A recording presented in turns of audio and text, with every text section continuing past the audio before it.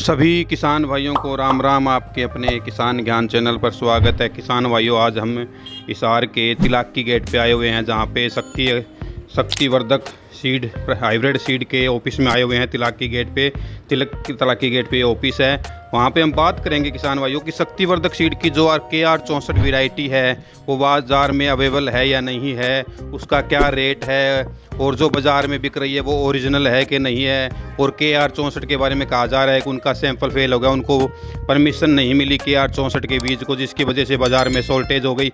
इसकी संपूर्ण जानकारी किसान भाइयों भी हमारे साथ हम लेंगे। शक्तिवर्धक हाइब्रिड सीड के ऑफिस में आए हुए हैं, यहाँ डॉक्टर दारा सिंह है, उनसे मिलेंगे जो जनरल मैनेजर है, उनसे संपूर्ण जानकारी लेंगे। और जो किसान शक्तिवर्धक सीड की KR64 वैरायटी बाजार में से खरीद रहे हैं, क्या वो ओरिजिनल है, उसको कैसे कन्फर्म हो किसान को कि वो ओरिजिनल है, इसकी संपूर्ण जानकारी अभी लेते हैं किसान भाइयों डॉक्टर दारा सिंह से, और उनसे बात करते हैं कि जो भी वैरायटी बाजार में मिल रही है वो ओरिजिनल है या नहीं है, उसका क्या रेट है, संपूर्ण जानकारी लेते हैं। हम अभी शक्तिवर्धक सीड में आए हुए हैं और हमारे साथ हमारे यहाँ शक्तिवर्धक के संचालक है डॉक्टर दारा सिंह। उनसे हम कन्फर्म करेंगे कि KR64 की जो वैरायटी की जो जितनी डिमांड है वो KR64 बाजार में अभी अवेलेबल है कि नहीं है, और कितनी प्रोडक्शन थी, कितनी सेल KR64 की है। जो KR64 के बारे में भ्रम फैलाया जा रहा है कि KR64 का जो सैंपल फेल हो गया, KR64 का जो बाजार के अंदर बीज है वो नकली है, इसकी संपूर्ण जानकारी अभी हम डॉक्टर साहब से लेते हैं। नमस्कार डॉक्टर साहब, आपका किसान ज्ञान चैनल पर स्वागत है। नमस्कार जी। सर, ये बताइए कि KR64 की अब की बार जैसे बहुत ज्यादा डिमांड है, तो KR64 का जो बीज है वो मार्केट में अवेलेबल है या नहीं है सर? ऐसे है अनिल भाई, हमारा प्रोडक्शन बहुत अच्छा लगाया था हमने, लेकिन गत वर्ष सितंबर में बहुत ज़्यादा बारिश होने की वजह से हमारा उत्पादन बहुत गिर गया था, जिसके कारण हमें उत्पादन बहुत ही कम मात्रा में मिला था। जो भी मार्केट में KR64, KR111 और KR121 मोहिनी के नाम से जो भी बीज उपलब्ध है वो कंपनी द्वारा ही सप्लाई किया गया था और वो पूरी तरह ओरिजिनल है। हाँ, मात्रा कम थी, इसलिए किसी न किसी कारण से भ्रम या अन्य कंपनियों द्वारा भ्रम फैलाए गए कि कंपनी का बीज फेल हो गया है या परमिशन नहीं मिली है। ये सब भ्रामक बातें हैं।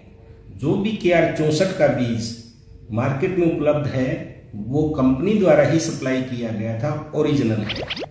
अभी जो सर बाजार में जिस भी किसान को KR64 का बीज मिल रहा है, जैसे वो कैसे कन्फर्म करे कि वो ओरिजिनल है, क्योंकि बहुत लोगों को भ्रम है कहीं वो डुप्लीकेसी नहीं बिक रहा हो। ऐसा है, हमारा पैकेट डुप्लीकेट नहीं बन सकता। उसका कारण है, किसान भाई पैकेट को हाथ में लेके उसको टेढ़ा करके देखेगा तो उसके एक तरफ पूरा का पूरा होलोग्राफिक फिल्म लगी हुई है, उसके ऊपर उसको टेढ़ा करके देखेगा तो उसके ऊपर चमकीला चांदी जैसा एक परत बनी हुई है, जिसके अंदर पूरे लोगो और वो दिखते हैं, जो कोई भी कंपनी उसे डुप्लीकेट नहीं बना सकती। और 2022 अभी 2023 के अंदर है, तो आपने KR64 को बाजार में उतारा था उस वैरायटी को जी। ये जो HU यूनिवर्सिटी का ये और बता रहे हैं कि जो परमिशन नहीं मिली, उनका जो बीज है उसको जनरेशन में कहीं प्रॉब्लम आई है, तो ये सब भ्रामक बातें हैं। हमारा बीज नॉन BT बीज है, ये देसी, जिसके लिए हमें सरकार से पूर्व अनुमति की जरूरत नहीं होती है। अभी जिस भी किसान को KR64 का अगर बीज लेना हो तो जो बाजार के अंदर किसी के पास जो बीज मिल रहा है वो ओरिजिनल है? बिल्कुल ओरिजिनल है। तो क्या प्राइस था सर जैसे KR64 का? KR64 का 1480 रुपये था, और अपने 111 और 121 वैरायटी का 1580 रुपये प्रति पैकेट था, और KR64 गोल्ड का 1680 रुपये प्रति पैकेट। तो ये वैरायटी जो भी किसान है वो अभी बिजाई कर सकता है, और जो बाजार में पैकेट मिल रहा है उसको लेके बिजाई कर सकते हैं, वो ओरिजिनल पैकेट है। बिल्कुल। बहुत बहुत धन्यवाद सर आपका इतनी जानकारी देने के लिए।